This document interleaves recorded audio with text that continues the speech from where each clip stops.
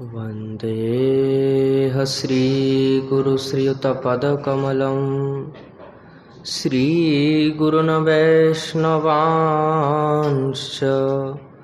श्रीरूपं साग्रजातं सहगणरघुनाथान्वितं तं सजीवं साद्वैतं सावधूतं परिजनसहितं श्रीकृष्ण चैतन्यदेवं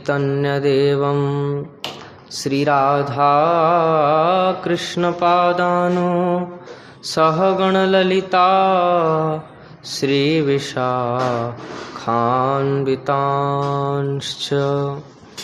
निगमकल्पतरुर्गलितं फलं शुकमुखादमृतद्रवसंयुतं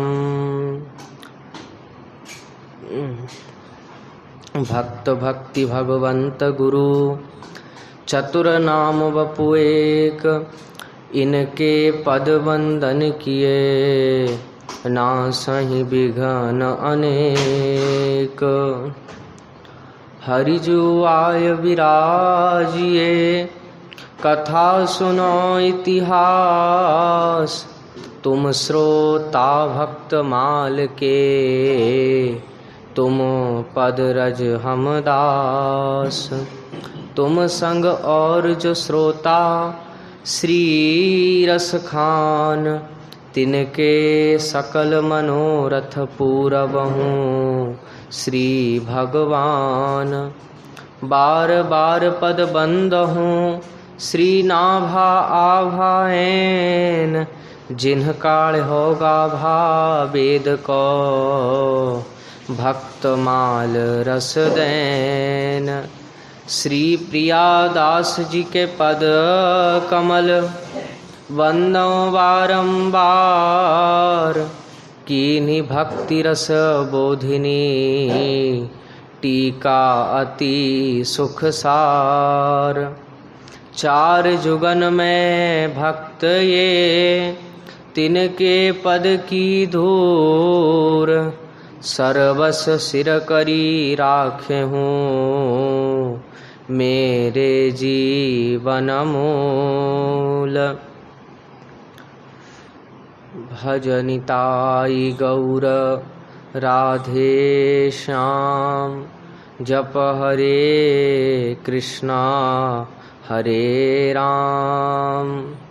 भजनिताई गौर राधे श्याम, जप हरे कृष्णा हरे राम।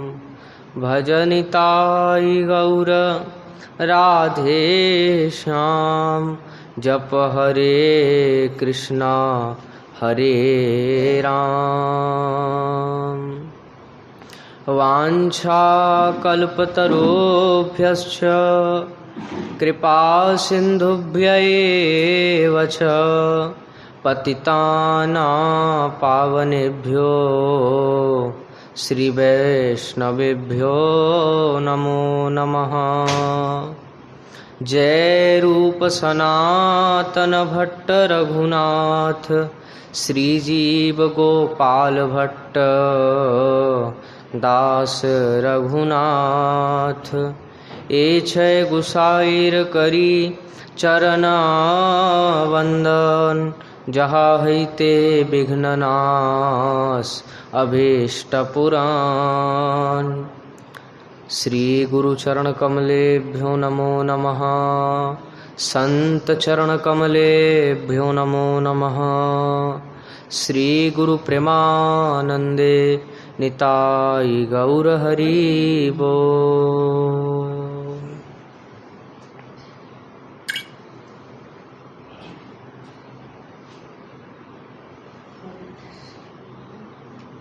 हरे कृष्णा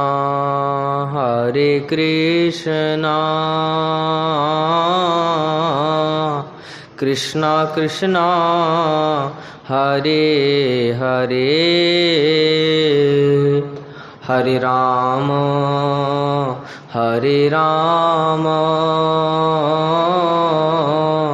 राम राम हरे हरे,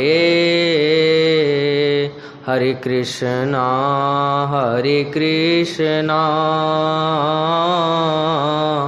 कृष्ण कृष्ण हरे हरे, हरे राम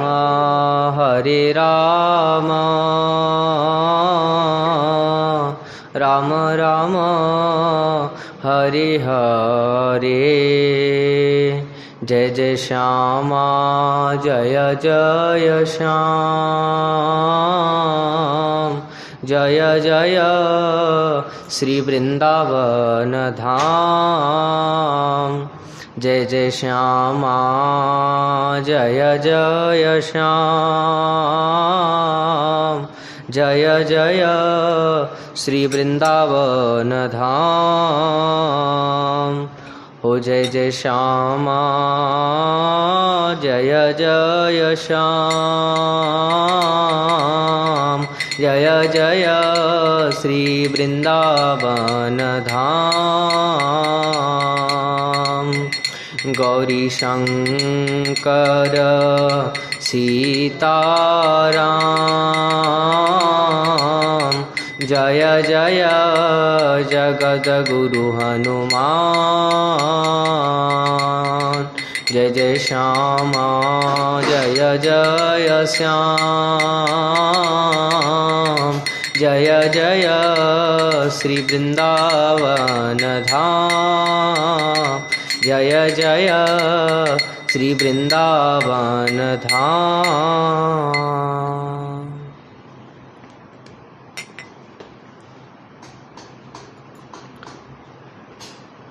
परम करुण पतित पावन अशरण शरण दीन बंधु नवद्वीप बिहारी श्री निताई गौर हरि सरकार, वृंदावन बिहारी श्री राधा माधव युगल सरकार, श्री दीक्षा गुरुदेव की, श्री शिक्षा गुरुदेव की, गुरुजनों की कृपा के फलस्वरूप भक्त चरित्र श्रवण करने का सौभाग्य प्राप्त हो रहा है, जिसमें कि आज श्री हरिदास बाबा के विषय में वर्णन कर रहे हैं, जो कि वृंदावन के महान संत हैं। चरित्र छोटा है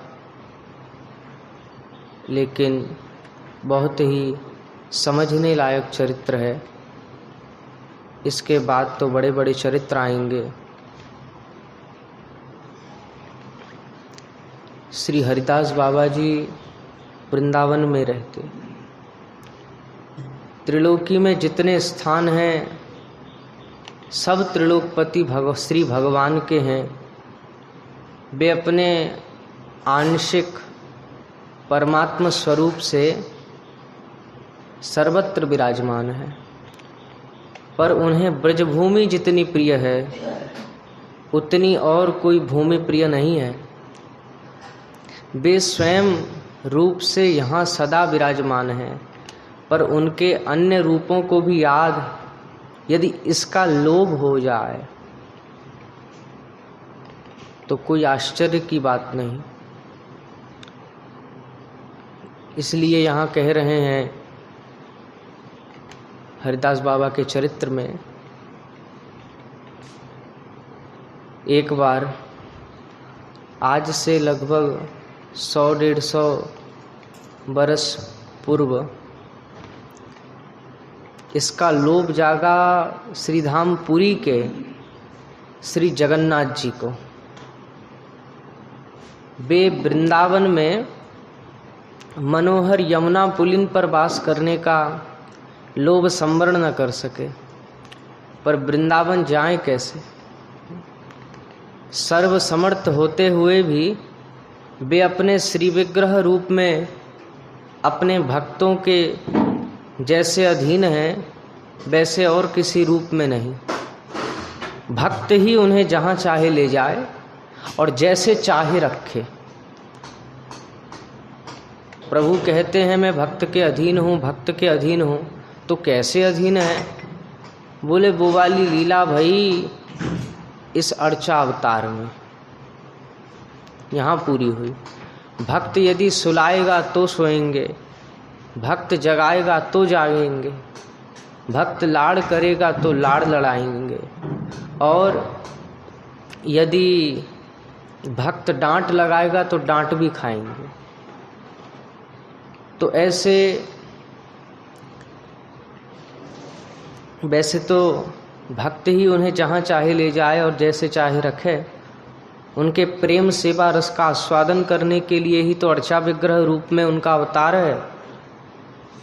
इस रूप में वे जो भी करना चाहते हैं अपने किसी भक्त को निमित्त बनाकर उसके द्वारा करते हैं, सहयोग से ही कर पाते हैं। वृंदावन तो वे तभी जा सकते थे जगन्नाथ जी जब उनका कोई भक्त उन्हें ले जाता और वहाँ उनकी सेवा करने को प्रस्तुत होता। उन्हें ऐसे एक भक्त की खोज थी। वृंदावन में हरिदास नाम के रामानंदी महात्मा यमुना तट पर भजन करते थे और बड़े अनुरागी महात्मा थे। वे दिन रात प्रभु के चिंतन में डूबे रहते, उनके विरह में अश्रु विसर्जन किया करते। अंत में प्रभु ने उन्हें दर्शन दिए। वे उनका रूप माधुरी देख के और अपनी सुध-बुध खो बैठे और उन्हें एक टक निहारते निहारते अचेतन हो गए। तब करुणा निधि ने अपना हस्तकमल उनके मस्तक पर फेरा और उन्हें चेत कराया। चेतना आते ही उन्होंने अपना सिर उनके चरणों में रख दिया और उन्होंने अपनी अमृतमयी वाणी में कहा कि हे वत्स, मैं तुमसे प्रसन्न हूँ, तुम्हारे निकट रहकर तुम्हारी प्रेममयी सेवा का सुखास्वादन करने को ललायत हूँ। तुम जगन्नाथपुरी जाओ और इस वर्ष आषाढ़ में वहाँ जगन्नाथ जी का श्री विग्रह परिवर्तन होगा।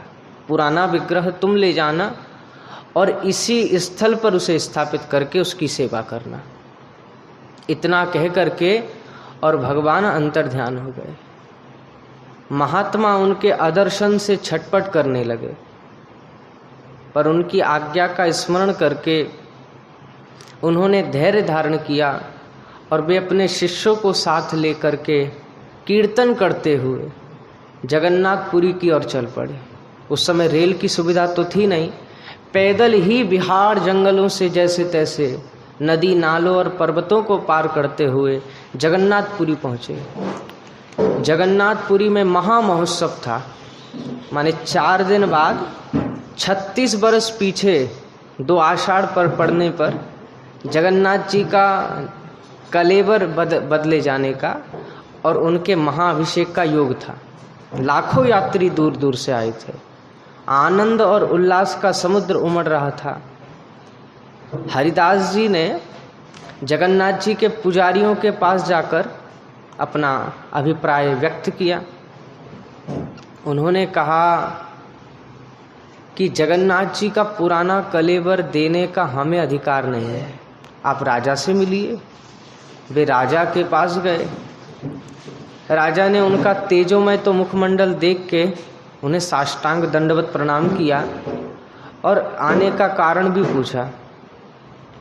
उन्होंने भगवान की आज्ञा बताकर उनसे जगन्नाथ जी का पुराना विग्रह दिलवाने का आग्रह किया। राजा ने कहा, महाराज क्षमा करें, आपको भगवान की आज्ञा हुई है, पर मुझे तो ऐसी कोई आज्ञा नहीं हुई। उनकी प्रत्यक्ष आज्ञा के बगैर मैं उस सदा से चली आई रीति का पालन करने को विवश हूँ। सदा से श्री जगन्नाथ जी का नया कलेवर होने पर पुराना कलेवर में उनको प्रवाहित किया जाता रहा है, अतः इस बार भी वही करना होगा। आपकी प्रार्थना स्वीकार करना संभव नहीं, मुझे आप क्षमा करें। हरिदास जी ने कहा, यदि श्री विग्रह सागर में प्रवाहित होंगे तो मेरा शरीर भी उनके साथ प्रवाहित होगा। इतना कह के वे जा बैठे समुद्र तट पर और अन्न जल त्याग करके प्रशांत मन से भगवान का ध्यान करते हुए प्रतीक्षा करने लगे उस घड़ी की जब उन्हें जगन्नाथ जी के श्री विग्रह के साथ अपने शरीर को समुद्र में प्रवाहित कर देना था, अर्धरात्रि में जब राजा शयन कर रहे थे, तो जगन्नाथ जी ने उनके समक्ष प्रकट होकर मेघ गंभीर स्वर में कहा, हे बे महात्मा, मेरी आज्ञा से मेरा कलेवर मांगने तुम्हारे पास आए थे, तुमने उनका तिरस्कार किया, जाओ उनसे क्षमा मांगो और उनकी आज्ञा का पालन करो। मेरा एक विग्रह वृंदावन में भी रहा करेगा। राजा भयभीत हो गया और जाग पड़े। उसी समय कर्मचारियों को भेजा महात्मा जी की खोज करने के लिए।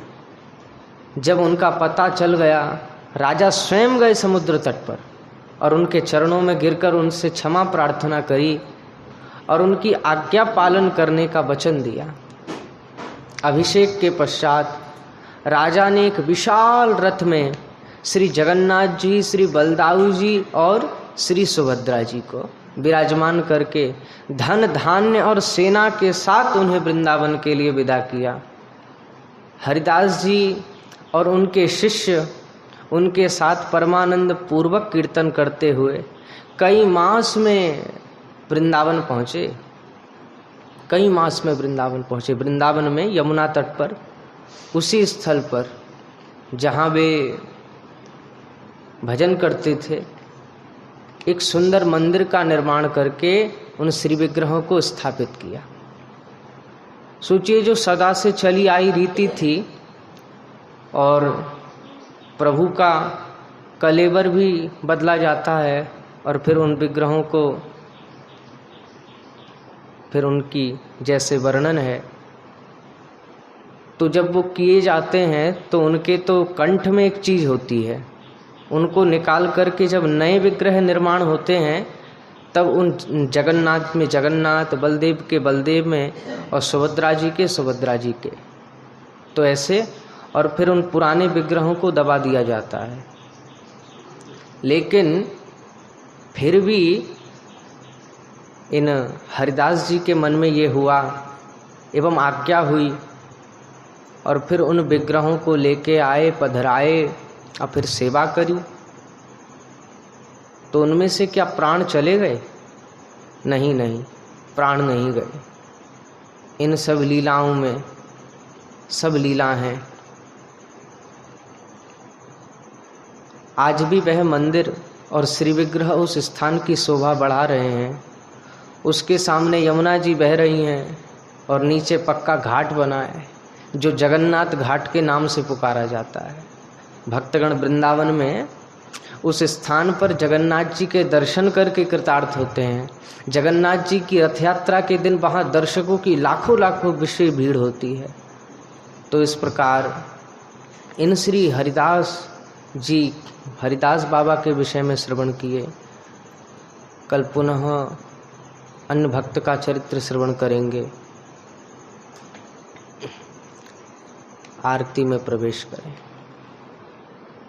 निताई गौरांग, निताई गौरांग, निताई गौरांग गौर हरि, निताई गौरांग, निताई गौरांग, निताई गौरांग गौर हरि, निताई गौरांग गौर हरि, निताई गौरांग गौर हरि। सुमिरन करो भाई घड़ी घड़ी, निताई गौरांग गौर हरि, निताई गौरांग, निताई गौरांग, निताई गौरांग गौर हरि, निताई गौरांग गौर हरि, निताई गौरांग गौर हरि।